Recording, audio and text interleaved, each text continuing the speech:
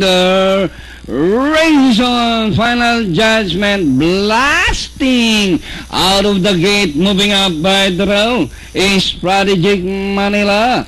It's final judgment by Alenkina, followed now by Honor Class in second, and racing by the Strategic Manila, Laun-Laan.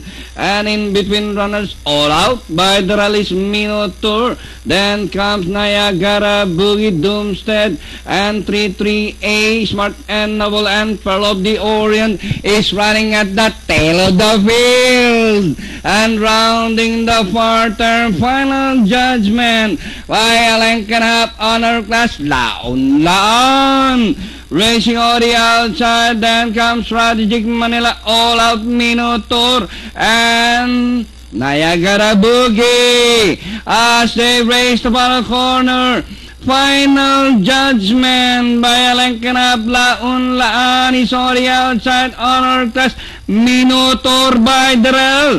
It's final judgment, Laun-Laan, Niagara Boogie, Minotaur by the rail. And nearing the finish line, scintillating run coming from final judgment. Laun-Laan, Niagara Boogie, Minotaur, Honor Class.